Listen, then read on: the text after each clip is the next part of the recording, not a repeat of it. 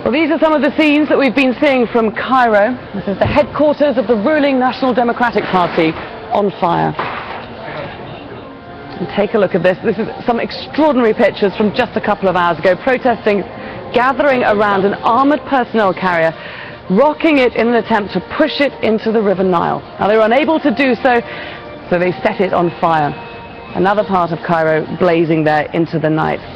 Also earlier, after Friday prayers, the start of violent clashes between protesters, security forces and what our people on the ground said were plainclothes security men.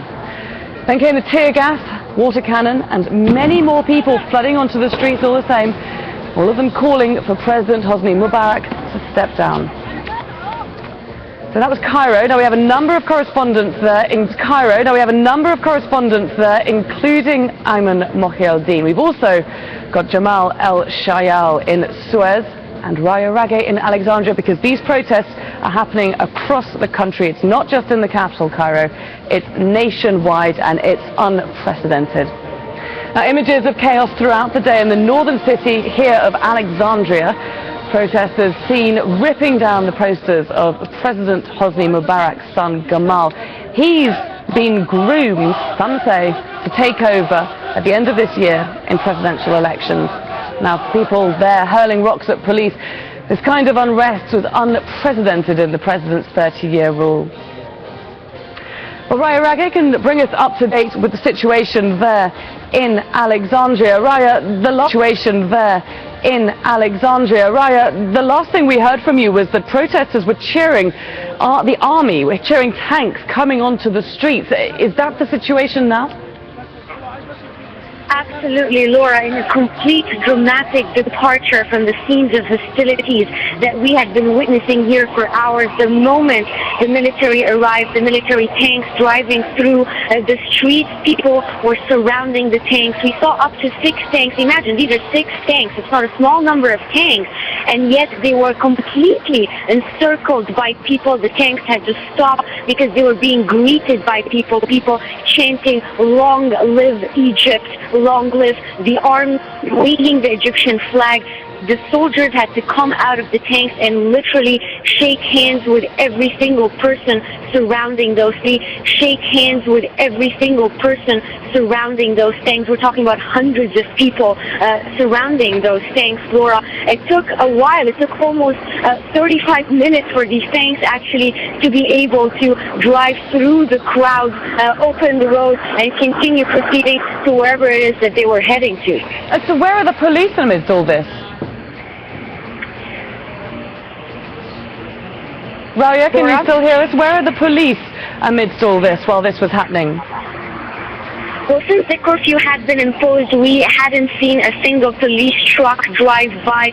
Certainly no more riot police on the streets. We haven't seen any officers walk by, so it's not clear exactly where the police had withdrawn from the vantage point. It's been very difficult for us actually to leave the building we are in because of the intense scenes surrounding the buildings. Earlier, if you remember when I had last spoken, there were fires raging everywhere, even just outside the building we were at. We were pretty much holed in where we are. All these fires are now have now been put out, and we are not seeing any more fires. So it was very difficult for us to leave to see where the police had withdrawn to, but certainly we hadn't seen them since the curfew came into effect at 6 p.m. local time. That's 2 hours ago. Raya, what fears there, though, that the soldiers might end up turning on the protesters? Well, certainly that fear is there, but Laura, from the scenes we had seen, the scenes of welcome that we had seen, it's difficult to imagine why those soldiers would begin firing at protesters if they're clearly being welcomed in such a manner. It would have to take perhaps a clear act of provocation if anybody hurls stones or attacks the army. I think that is what could push the army to fire. Earlier And once we started seeing the armored personnel carriers, the army carriers rolling in, we did hear briefly, just for a very short period, we did hear a few what sounded like live ammunition being shot in the air, but 2 hours ago, and we hadn't heard it ever since. Again, it's difficult to see why the army would turn against the people unless, again, they are attacked, or perhaps if they've seen any specific acts of vandalism, they're provoked to stop. Okay, that's the situation there in Alexandria. These are pictures you're seeing earlier of protests on the streets. Of course, darkness has now fallen. The city's been under curfew for just over 2 hours, yet people are still out. Police nowhere to be seen. The army apparently in control. Soldiers shaking hands with the protesters. Let's turn now to Suez. That's a city that's also come under lockdown by the army. No one there is being allowed in or out. There have been fierce clashes between youths and security, with gunfire being heard. Tanks arrived as night fell, and earlier protesters rocked a police vehicle with another vehicle driving through the crowd and knocking down at least one protester. Now, witnesses are saying that trucks were torched and a police station has been overrun. Jamal El-Shayal is in the port city of Suez for us. Jamal, is it a similar situation there? Are you seeing the soldiers, are you seeing the protesters welcoming the soldiers, or is it a more hostile situation? Initially that was the scene. However, the status on the ground now in Suez is in complete contrast to what I'm hearing from our colleague in Alexandria and in Cairo. The military vehicles that were here, and there was 3 armored personnel carriers and a tank, after fire was heard coming from the main police station towards them, they turned around and left, and now there is no military to be seen and there is no police to be seen. Moments after they left, one of the stores which sells liquor and alcohol was set ablaze. The fire has been raging for several minutes now. It's still on. People are trying to put it out, but to no avail. And it really is chaotic scenes here in Suez. And so even though there appear to be no security forces on the street, either the police or the military, there's still a very angry mood amongst the protesters? So just as you literally finished that question, I'm now seeing larger numbers of military vehicles coming back towards where we are standing. There are soldiers on top of them. People are trying to clamber onto them and welcome them.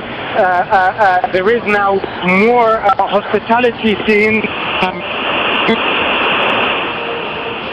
Okay, Jamal El-Shayal, we seem to have lost you there on the line. Just to recap what he was saying, after a period of apparently complete absence in Suez of either military or police, we're now hearing that the military has come back onto the streets and is being welcomed once again, as they are in Alexandria, by protesters. Pictures here from earlier in Suez. We're seeing a police vehicle roaring through the crowds there.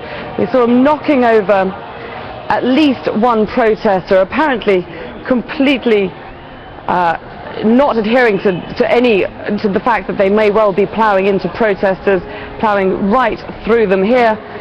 Another police vehicle on fire. We've of course been seeing police vehicles in Cairo as well. Satellites, we're hearing of fires raging there at the headquarters of the National Democratic Party. Police vehicles, we're also getting some reports of fire approaching the National Museum right in the center of downtown Cairo.